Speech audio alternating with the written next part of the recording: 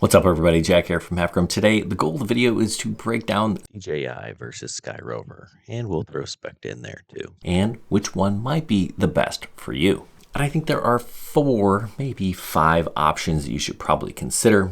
We've got the cheapest drone on this list. This is the Specta S1, and it's pretty similar or comparable to the DJI Mini 4K, which is this drone right here. And the DJI Mini 4K is also sold as the Specta Mini. They're basically identical drones, so you opt for whichever one happens to be cheaper. Either way, I'm gonna break down the specs on this versus the S1 because they're kind of in the same tier in terms of price and performance. Then we have kind of like the premium options. You've got the Skyrover X1, this yellow guy here, and that is almost the same thing as the DJI Mini 4 Pro. And of course there is the DJI Mini 5 Pro, which is a whole lot more expensive and actually probably not a really good comparison. When I talk about the Skyrover X1, actually I'm gonna stick to comparing it to the Mini 4 Pro because it's almost the same thing.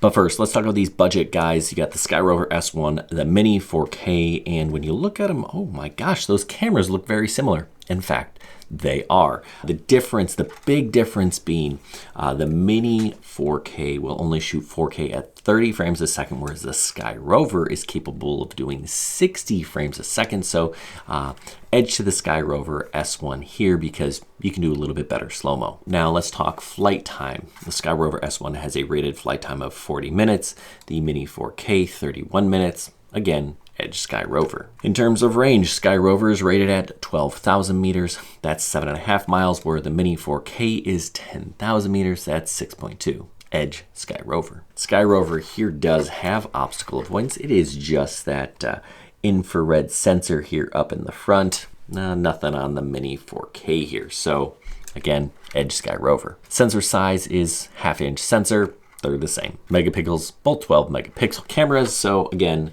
they are similar. So all in all, I'm gonna go with the edge to the Skyrover, and it's also a little bit cheaper right now on sale. It's $269 or $350 for the combo package. That's a deal. Generally speaking, it's I think $299, which is the same price as the Mini 4K. So you know, sales will come and go, so figure out which one is cheaper. That may be the way to go. But overall, when it's all said and done, I think the Skyrover S1 does have an edge over the Mini 4K. Oh, actually, I forgot one big edge. This will follow you. This does ActiveTrack. The DJI or the Specta Mini, nope. So that's kind of a big thing for a lot of people. They both have intelligent flight modes, return to home, all those other things, but this one does add ActiveTrack, major bonus. So what about the Skyrover here versus the Mini 4 Pro? Well, all right, let's dive into that. So I've said this before that the Mini 4 Pro is pound for pound the best drone that you can buy. And this one, the Skyrover, is very similar, but they're not the same. So let me just run down 10 things that make this Skyrover a little bit different than the Mini 4 Pro so that you can really kind of understand what you're getting. So the first one is obvious, and I don't think it's that important, but some people might. It's cosmetically different. It's yellow, it's a little bit more rounded, it just looks a little bit different. And then there are some other things that are maybe not so obvious, but definitely different. This one will only record via an SD card. There is no onboard storage, so if you forget your SD card, you're out of luck. If you like to shoot in flat profiles, your only option here is HLG. There is no D-Log-M. Skyrover here does not have that virtual home point. That was introduced in a firmware update for some DJI drones, and this guy here does not have it. I really like that feature, but this is not something that you get with it. And with that in mind, you're not going to get some of those DJI upgrades, the firmware constantly being released to make this thing a better drone. I think basically how you buy it is how it's going to be moving forward into the future. Now, before you're like, ooh, that's a deal breaker. I still fly and I still train students on a DJI Mini 1, the original, the Mavic Mini. That was released in October of 2019, and I fly that thing every year multiple times with students, and it's still going. Buy a bunch of batteries and you should be good, right? These things, you're not crashing them on the regular, or you shouldn't be. To the next point, there's no DJI Care Refresh, but you can, of course, like I said before, pick up a policy through your insurance or through Amazon. Another thing that is kind of a bummer, you know, these batteries, while they look similar, they're not compatible. I was able to charge this battery with my DJI hub, but I don't recommend it. I had to really cram it in there. If you know anything about LiPo batteries, you don't mess with them. So I just checked to see that it would charge. It does. Then I removed it and decided that was a bad idea. But ND filters, not gonna work. Batteries, not gonna work. Remote's not gonna work. Props, yes. But you're not gonna have that compatibility with all those other things. That brings me to this next point.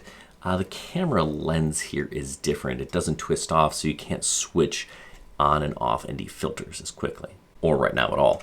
Maybe there'll be an ND filter that comes out for this, but they currently don't exist. This guy here does not have a bottom LED. So like I believe the Mini 3 or the Mini 3 Pro also didn't have one. Neither does this. And this guy is missing a handful of the intelligent flight modes. We don't have the mastershots, which I really do enjoy. Hyperlapse with waypoints isn't a thing. So it doesn't have all of the DJI goodies. Is this as good as a Mini 4 Pro? No. Is it pretty close? Yes, it is. Is it better than a Mini 4K? Absolutely. And I guess it's only fair to end this with the Mini 5 Pro, which that's the king of the crop. This is the big dog. You got a larger camera, you've got LiDAR, you've got all sorts of upgrades.